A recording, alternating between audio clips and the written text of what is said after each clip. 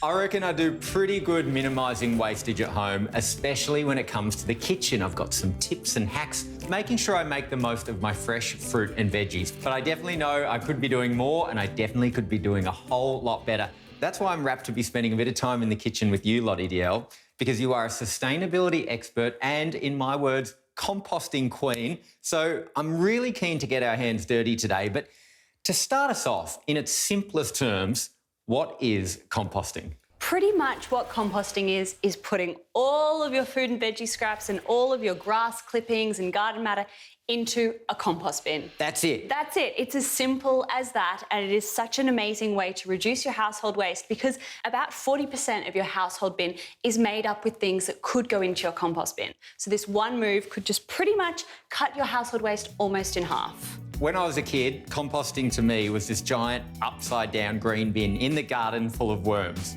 Kind of terrified of it, to be honest.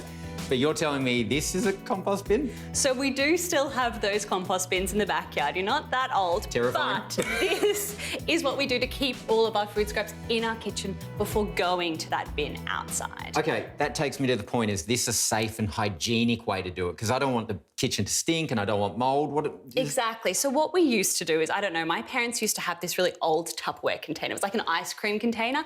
That's where all of the food scraps would go, and then it would go outside. There's nothing wrong with still doing that. This is just really a way to make composting a little bit sexy and fun, and it's got what in the top here, this carbon filter. So it means that your food scraps can actually breathe and they can sweat and they can do whatever, but this filter will actually absorb all of those funky smells and stop all of the fruit flies from getting in as well. What would the impact be nationally if we all did this each and every day?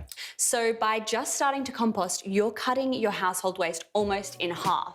And then at a national level, what happens when all of these kinds of banana peels and things like that go into landfill is they sit next to plastic and they cook and they create this methane gas, which is a greenhouse gas, which is 32 times more potent than carbon dioxide. So that, all of those gas emissions equal about 3% of Australia's total greenhouse gas emissions, which is more than the aviation industry.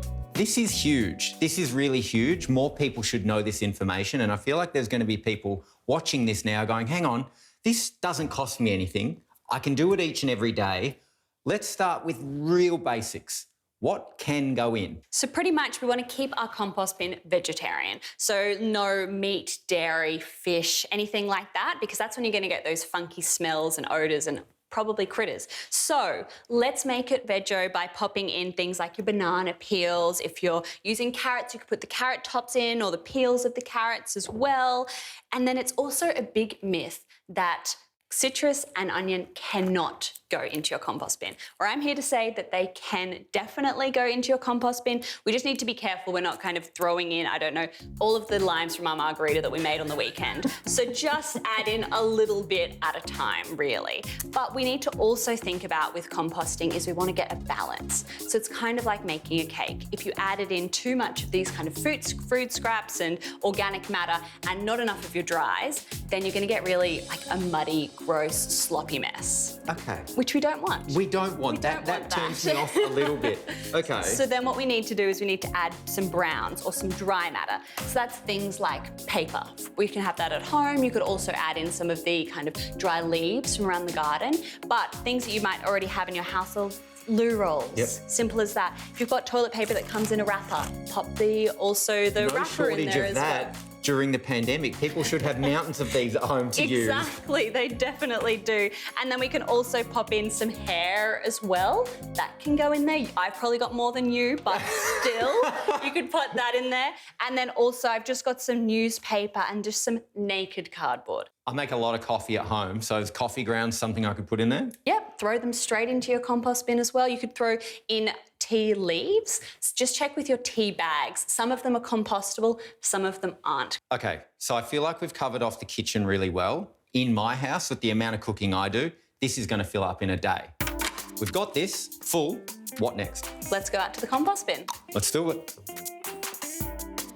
Okay, so we've got our scraps that we had in the kitchen earlier, and we'll just get that in there.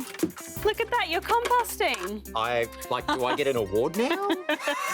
So now what we need to think about, we need to go back to that cake analogy. We need to be adding in some brown stuff. We want to put about 1/3 of the food scraps and then 2/3 of the brown things. So that could be your leaves or your newspaper or the loo rolls. How long do our scraps sit in here before we harvest? Well, it's a little bit tricky to answer that one because it all depends on your household, how many food scraps you're putting in there, how long. If it's summer, it's going to break down a lot faster than in winter because of the heat. But what you want to do is you want to turn it with something like this. It's like a giant corkscrew so that you're really kind of turning the bottom things to the top and making this really, really nice mixer. So can we get anything living in here? Any little critters? So you could get worms in here. So if you're doing the right thing, worms will actually come into here because they will know that there's all of these delicious nutrients for them to eat and they'll come up through the bottom. They're really amazing composters because they chew through everything really, really quickly.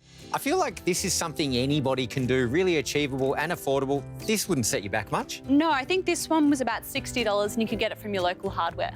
No excuses, Lottie. I love it. You've inspired me. Now I've got to get into it. I can't wait to see your compost. Can't wait. Bring it on. I'll let you know how I go.